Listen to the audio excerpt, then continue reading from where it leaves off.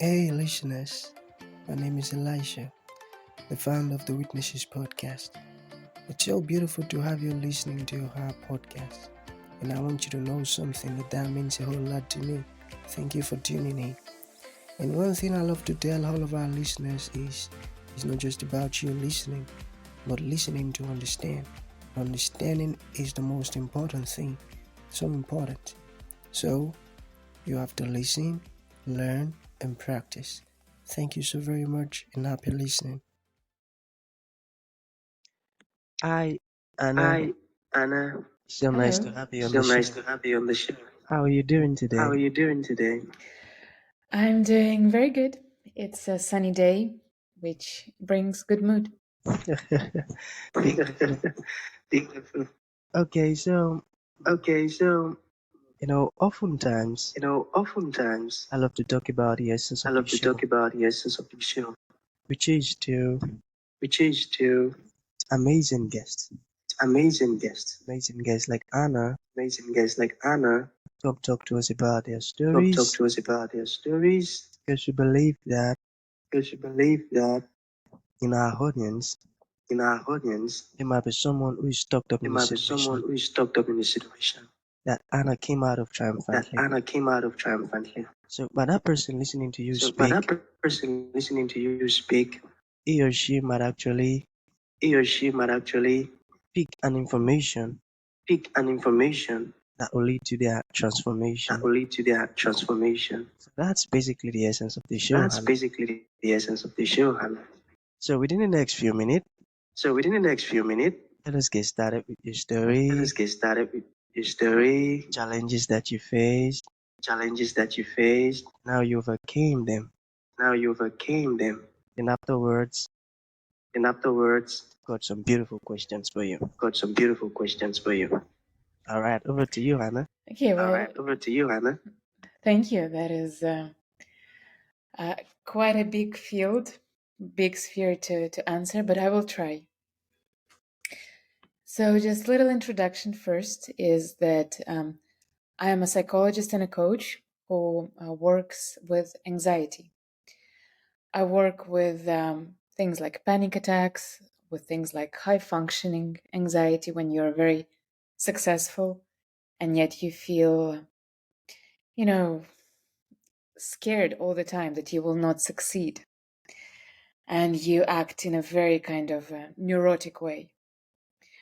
I work with people who spend a lot of their time ruminating about different ideas, about negative self talk, about, oh, I'm not good enough, I will not make it, this is too good to be true, things like that. And of course, I have started to study psychology precisely because I myself was a fairly anxious person. I think that is the main reason why anybody studies coaching or psychology, to understand themselves. So today I can tell you a story of my personal transformation or a story of transformation of my clients. One of my clients had quite an impressive story. So which one would you like me to share? Story of me or story of my client? Um, sorry, Um, sorry, can you share the both? can you share the both? Um, Or let's well, go with your okay, I will client. share mine. Let's go with your I will client. share mine briefly then, just because they have some of the repeating moments. Yeah. So essentially, anxiety. First, I'll start with my story. So, anxiety is fear, yeah, but in a kind of in a smaller scale. And one of the good ways to approach anxiety is to understand what am I actually afraid of. And my answer was quite surprising because it was the answer. But wait, I'll get to it. So I was a person who never took any risks, who never, kind of spoke out loud in big groups, who was, I wouldn't say on a shy side, but like, more like not very confident in expressing myself. And I had mostly social anxiety, like worrying about how other people would see me on one hand. And secondly, I had something that I call success anxiety. So will I be, successful enough as like everybody around me expects me to? So the way I worked and started looking into both of those questions is that I started really thinking about, okay, what is happening when I feel social anxiety? So what happens is that I get into a group of people that I don't know or don't know very well, and immediately I start worrying about what they think about me. Do they like me? Do they think I'm interesting? Do they think I'm funny? Do they want to be friends with me? And the trick here was that I had really high standards. High standards not in a good way, meaning that I was expecting everybody to like me right away. And so not just like a couple of people in the group, but like everybody. I wanted everybody to like me. And then secondly, I wanted everyone to like me a lot, like to be like, wow, she's the best person I've ever met. I want to be best friends with her. So what this is, something is called, as I later learned, a cognitive distortion. So a cognitive mistake. When I have expectations that are unrealistic, because nowhere in life can we be liked by everybody. And in no situation we can become desired best friend. Well, I mean, unless we're like, I don't know, Taylor Swift or someone. So so I realized that. And first I was taking it on a very like intellectual level. I was thinking about it a lot, and I was observing how I was behaving. And then I was observing how other people were behaving. And then I understood something very important, that not only I worry about what other people think, other people, they worry the same amount. So essentially we have like a group of people, each of them worrying about the impression they're going to make. And so nobody is really being present in this communication. Nobody's really there because everybody is just worried. Like they're very, very self-conscious about what impression I'm going to give out. And as soon as I realized that, something clicked in me. And I was like, okay, being liked by people, it's part of our social evolutionary strategy. Like we want to be liked because that means that we're going to get more like resources. That's like our evolutionary logic speaking. So I can't really fight that. But what I can do is I can start shifting attention from myself to others. So what I was doing is I was worrying, okay, am I smart enough? Am I funny enough? Am I pretty enough? But what I did, I shifted the focus from myself onto other people and started really feeling very interested in what another person is thinking, feeling, what is his reality or her reality. So that became my main practice.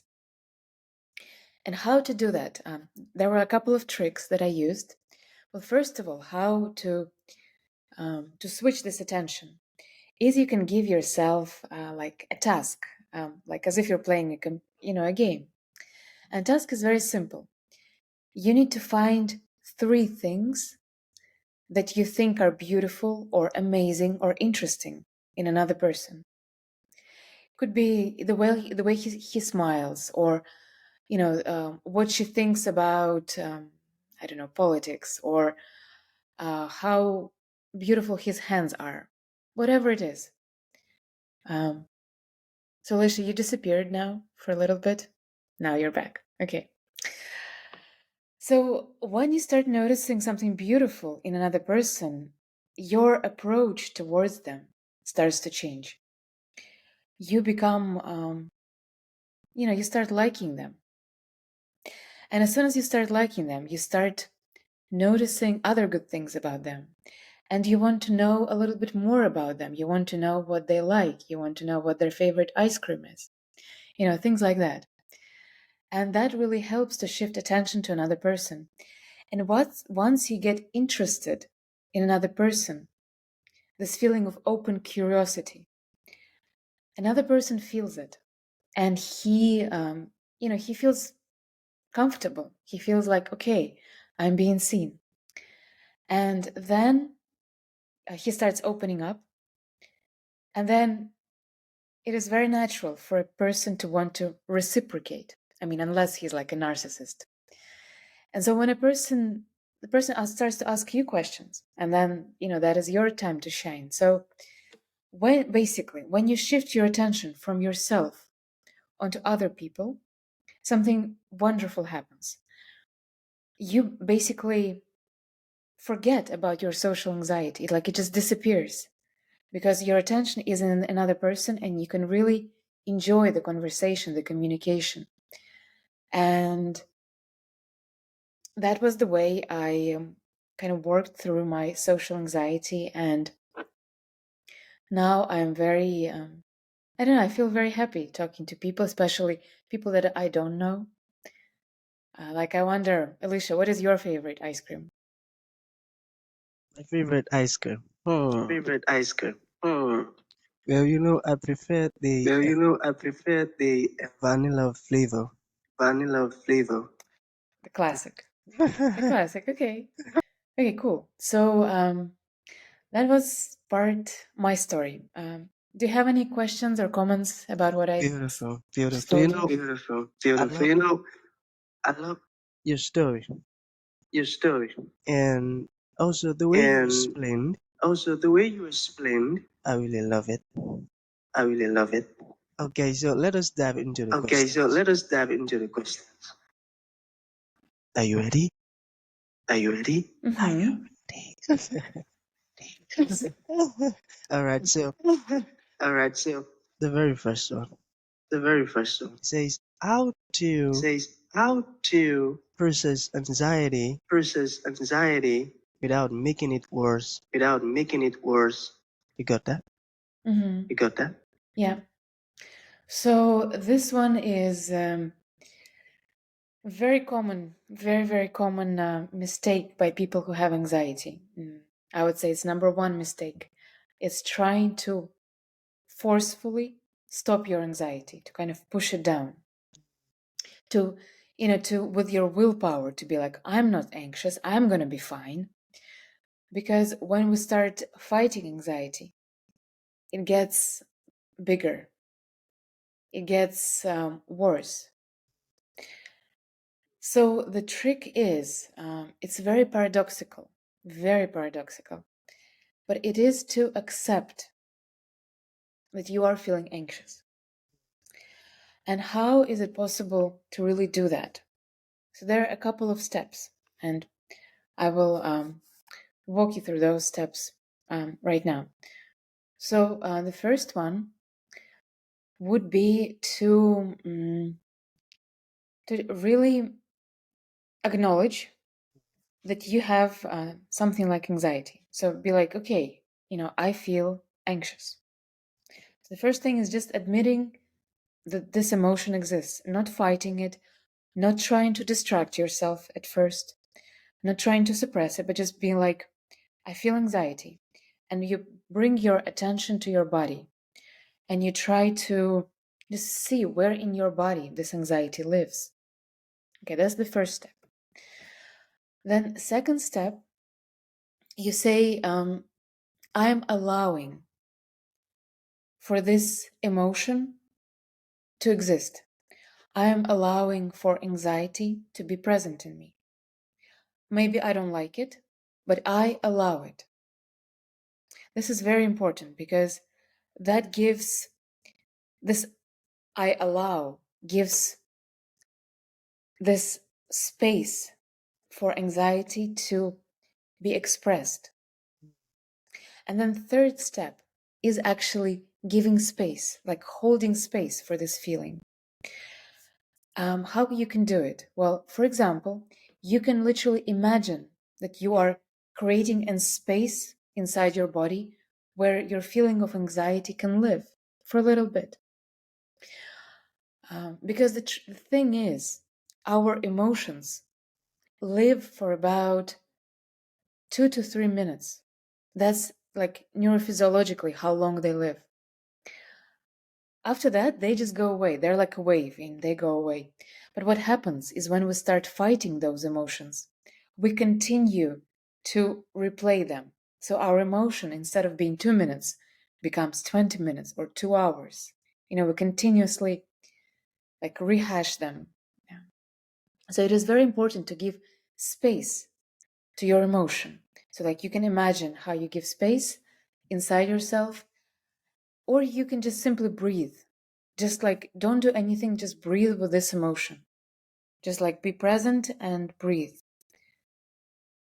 And so this is our third step. Like, and also what you can do here is you can imagine curiosity. You can you can try to discover, understand this feeling with curiosity. Like, why am I feeling this? Like, I wonder, what is this feeling about? I wonder, do I feel this because, this person is looking at me this way? Or do I feel this way because I feel like low energy today? Just this question, I wonder. It helps us to really speak with comfort and with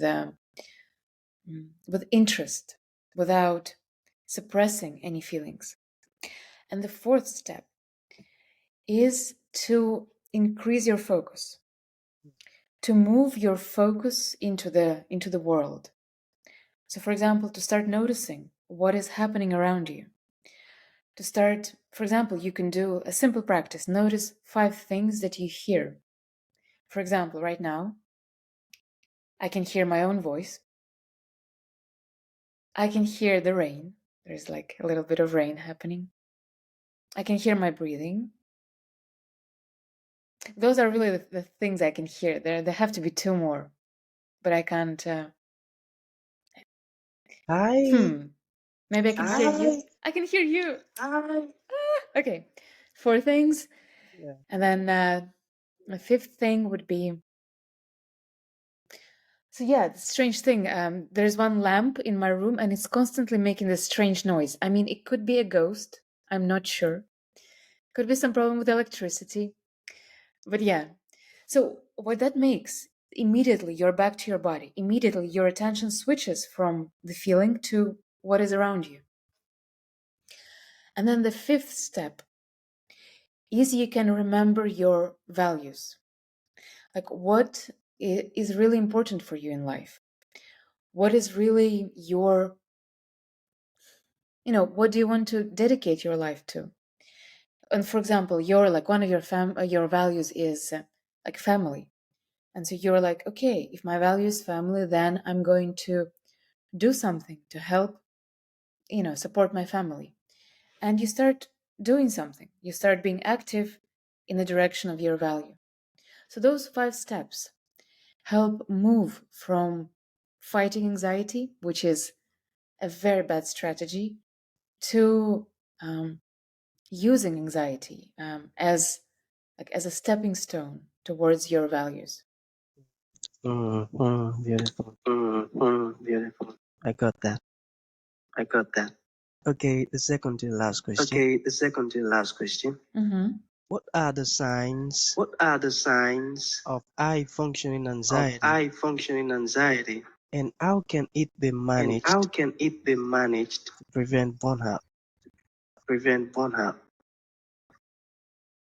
You got it?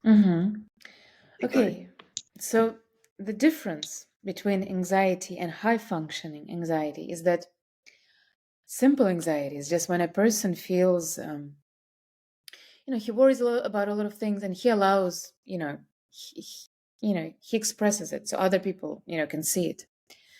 And a person with high functioning anxiety, we can never even guess that he has anxiety, because this person can be very high, high status, high position in a company, or considered very successful but by people. So what people on the outside sees, like success and money and fame and traveling and, I don't know, investment, and what is inside of this person is constant worrying: what happens if I lose money? What if I can't fulfill my promise? What if I fail this? What if my product um, doesn't take off the ground? What if my startup doesn't raise investment, etc., etc.? And the person inside has all those symptoms of anxiety, but from the outside, this person looks successful, and he or she feels they have to maintain this, this image, and that creates even more pressure, and they start controlling even more. They start getting like even more, I need to control my anxiety, like I need to be always successful. What happens then is that those kind of people have even more anxiety than normal, normal anxiety people. And so that can be a little bit tricky to work with, because a lot of those people don't actually know that they have anxiety. Right. They think it's normal if they are, if they have a lot of responsibility, if they are high status, to be always on edge, always like, worrying about things, always thinking about things, like not sleeping very well. They think it's normal. It's not. It's not. You can be a very successful person and yet sleep well and spend enough time with your family and watch Netflix on Saturdays, and like not worry about, when your work day is over, you just put down your phone and you go to your, non-work life. So first thing would be to recognize that, yes, feeling like you're always on edge, feeling like you're like jittery and like you need to like, be, constantly solving problems. Like this feeling when can become neurotic, and understanding that it is indeed a problem. That's the first thing. Second thing is to a little bit. So very often those kind of problems occur because the standards that people put for themselves are too high.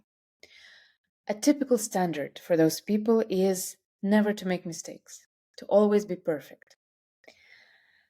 And that, as we know, is impossible.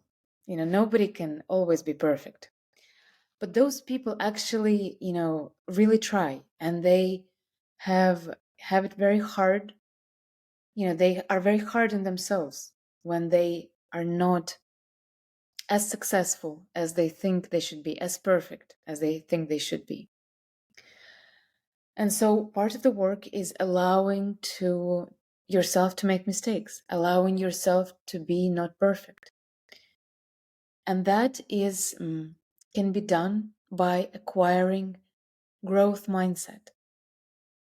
That is one of the coolest things discovered and talked about by psychologist Carolyn Dweck, who spoke about that growth mindset. So enjoying the process of making an effort, enjoying that you can make mistakes and getting better from those mistakes, is really the mindset that helps you grow way faster. If you criticize yourself for mistakes, if you don't allow yourself to make mistakes, and if you are a person who always has to be on top of everything. So this kind of mindset is very, very helpful. And third step, I would say, that is very important is establishing a very healthy work-life routine. So going to sleep at a set hour, switching off your phone and computer a couple of hours before bed, etc., etc. So things like that, they can really help you establishing a very healthy work-life balance that helps to deal with high-function anxiety. So this is like briefly what to do. Beautiful. Thank you for that. Beautiful. Thank you for that. Okay, so in conclusion, Okay, so in conclusion, let's say there is a piece of advice let's say there is a piece of advice I'd like to give to the audience. I'd like to give to the audience. What would that be? What would that be? Let's say there are some And people let's say there are some people who'd like to reach out to who'd you like to reach out to you about what you do. about what you How do. can that be possible? How can that be possible? Mhm. So my advice, this is the same advice I give to myself every morning. I gave it to myself today. It goes along the same line as I was speaking. The best advice is to enjoy mistakes, to love my mistakes, because even though they may not look pretty, they do make me better. And in the end, it's the growth that matters, not the, how perfect I am at any given stage. So my advice would be, don't just accept your mistakes, but love them, like really value them, and because only then you will learn 100% from them. So that's the advice I would give. I give to myself and to everybody that I meet. We talk a lot about this with my clients, and I have social media like YouTube, where I post audio meditations, Instagram, Telegram, so like all the main media channels I have. I constantly post information about anxiety, about mindfulness, about strategies to deal with anxiety and become more efficient. So you can enter this flow state when you're just like, in the flow, you're like in the mood and you're just going with life, forgetting about yourself, just like in this process of living, of being. So I can forward you my social media and you can post it in the description to this video. Would that work? Yeah. Definitely, I would do that. Definitely, I would do that. Awesome. And if somebody wants to work with me individually, that is also possible. My contacts will be in my social media.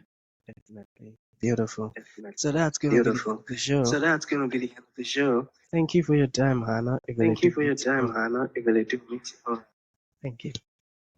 Thank you. Thank you, Elisha, for hosting me.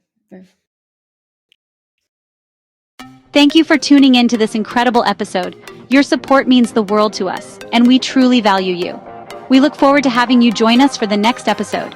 If you enjoyed what you heard, please consider rating and reviewing us on Apple Podcasts. Your feedback is greatly appreciated.